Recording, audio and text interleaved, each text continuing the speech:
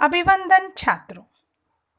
बच्चों, आज हम इस वीडियो के द्वारा हमारी पाठ्य पुस्तक से एक नया पाठ पढ़ने वाले हैं। ये पाठ एक कहानी है। कहानी है लोनपोगार की, जो तिब्बत के राजा के मंत्री थे। कहानी सुनने के लिए तैयार हैं आप सब? चलिए, सबसे पहले आप सब अपनी पाठ्य पुस्तक से पृष्ठ संख्या 18 निकाल लीजिए और जिस प्रकार मैं पढ़ूंगी, ध्यान देते हुए आप भी पंक्तियों पर उंगली रखिए और पढ़ने का प्रयास कीजिए। करेंगे ना बच्चों? हाँ, बहुत अच्छे। शुरू करते हैं अपनी पुस्तक से। लोनपोगार तिब्बत के 32वें राजा सोनगवसेन गाम्पो के मंत्री थे। वे अपनी चालाकी और हाजिर जवाबी के लिए दूर दूर तक मशहूर थे। कोई उनके सामने टिकता न था। चैन से जिंदगी चल रही थी।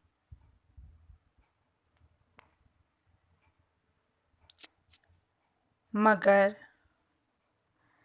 जब से उनका बेटा बड़ा हुआ था, उनके लिए चिंता का विषय बना हुआ था। कारण यह था कि वह बहुत भोला था। होशियारी उसे छूकर भी नहीं गई थी।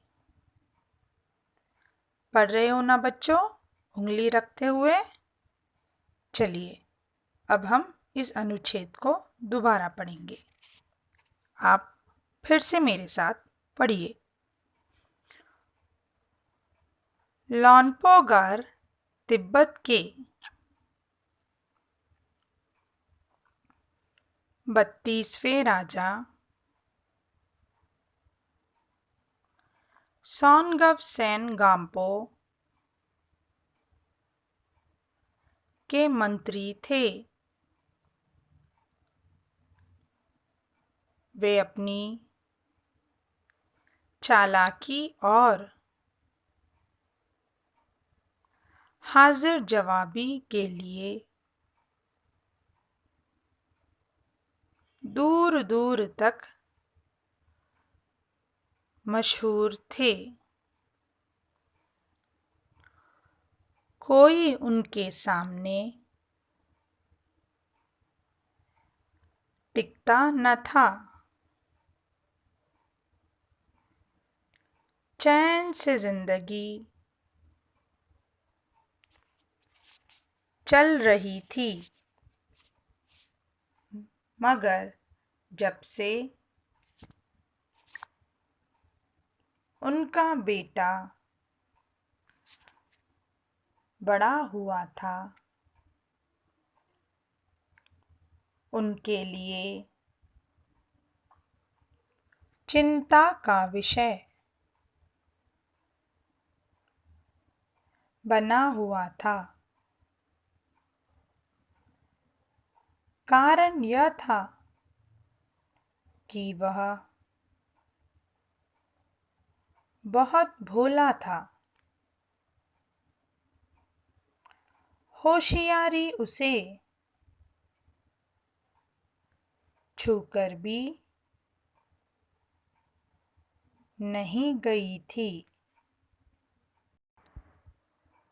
सबसे पहले छात्रों, अब हम इस अनुच्छेद में आए नए शब्दों के अर्थ जानेंगे। राजा। राजा शब्द का पर्यायवाची होता है नृप, नरेश। राजा शब्द का लिंग बदलने पर बन जाता है रानी। और वाक्य, राजा प्रजा की रक्षा करता है। अगला शब्द चालाकी रेखांकित कीजिए। चालाकी शब्द का अर्थ होता है होशियारी। और वाक्य, राहुल चालाकी से अपना काम पूरा कर लेता है। हाजिर जवाबी शब्द को रेखांकित कीजिए। इसका अर्थ है तुरंत उत्तर देना। और वाक्य है, कक्षा में राहुल सभी बच्चों में हाजिर जवाबी है। मशहूर रेखांकित कीजिए। मशहूर शब्द का अर्थ है प्रसिद्ध। और वाक्य है, ताजमहल दुनिया भर में मशहूर है। बच्चों, चैन से जिंदगी चलना यानी सुख शांति से जीवन जीना,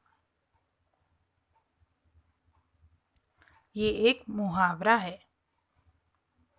आप इसका वाक्य बना सकते हैं।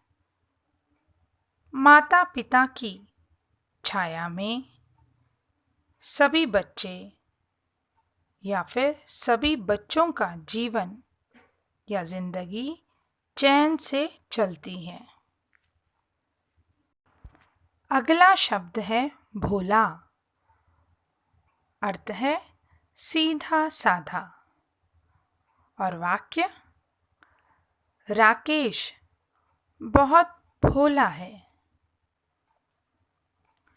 चिंता शब्द का अर्थ है फिक्र।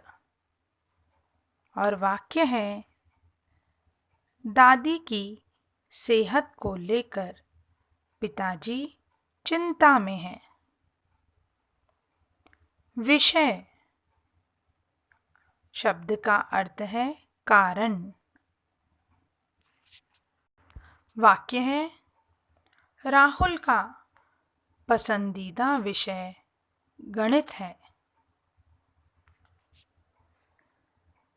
बच्चों, इस अनुच्छेद में बताया गया है कि तिब्बत के राजा सोनगव सेन गाम्पो थे, जिनके मंत्री का नाम था लॉनपोगार। लॉनपोगार बहुत चालाक और तुरंत उत्तर देने वाला व्यक्ति था, यानी हाजिर जवाबी था। इसलिए वह दूर दूर तक मशहूर था। वह इतनी चालाकी से जवाब देता कि आगे वाला व्यक्ति उसकी बातों में उलझ जाता और उसका उत्तर नहीं दे पाता। इसी तरह सुख शांति से जीवन चल रहा था। लेकिन जब से मंत्री का बेटा बड़ा हुआ, उनके लिए चिंता का कारण बन गया, क्योंकि वो बहुत भोला यानी सीधा साधा था। जितना होशियार और चालाक लॉनपोगार था, उनका बेटा उतना ही भोला था। कोई भी उसे आसानी से मूर्ख बना सकता था या उसके भोलेपन और सादगी का फायदा उठा सकता था। आगे के अनुच्छेद में बच्चों, हम ये जानेंगे कि सीधा साधा होना लॉनपोगार के लिए क्यों चिंता का कारण है। सब अपनी पाठ्य पुस्तक में दोबारा देखिए, हम पंक्तियाँ पढ़ेंगे। आप भी उंगली रखिए और ध्यान देते हुए मेरी तरह और मेरे साथ पढ़ने का प्रयास करें। लॉनपोगार ने सोचा, मेरा बेटा बहुत सीधा साधा है। मेरे बाद इसका काम कैसे चलेगा। एक दिन लॉनपोगार ने अपने बेटे को 100 भेड़ देते हुए कहा, तुम इन्हें लेकर शहर जाओ, मगर इन्हें मारना या बेचना नहीं। इन्हें वापस लाना 100 जौ के बोरों के साथ, वरना मैं तुम्हें घर में नहीं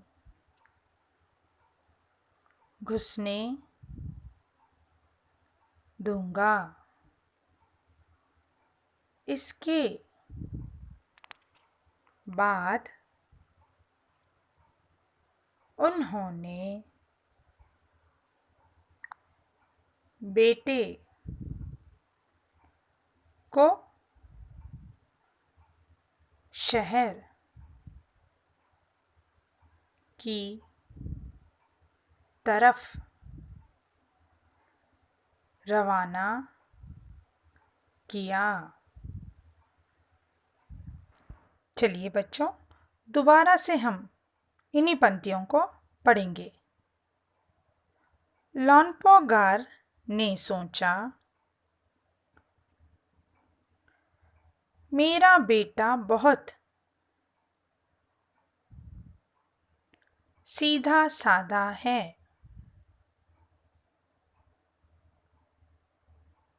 मेरे बाद इसका काम कैसे चलेगा? एक दिन लॉन्पोगार ने अपने बेटे को 100 भेड़ देते हुए कहा, तुम इन्हें लेकर शहर जाओ, मगर इन्हें मारना या बेचना नहीं। इन्हें वापस लाना 100 जौ के बोरों के साथ,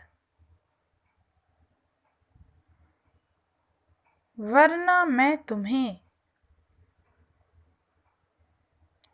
घर में नहीं घुसने दूंगा। इसके बाद उन्होंने बेटे को शहर की तरफ रवाना किया। अब छात्रों, हम इस अनुच्छेद में आए कुछ शब्दों के पर्यायवाची विलोम और वाक्य पढ़ेंगे। दिन शब्द के पर्यायवाची है दिवस, वार, वासर। दिन शब्द का विलोम होता है रात, दिन, रात। और वाक्य भी बना सकते हैं आप, जैसे एक दिन के लिए राहुल गांव गया है। अगला शब्द है बेटा। बेटा शब्द के पर्यायवाची होते हैं तनय, पुत्र, आत्मज। बेटा शब्द का लिंग बदलने पर बन जाता है बेटी, बेटा, बेटी।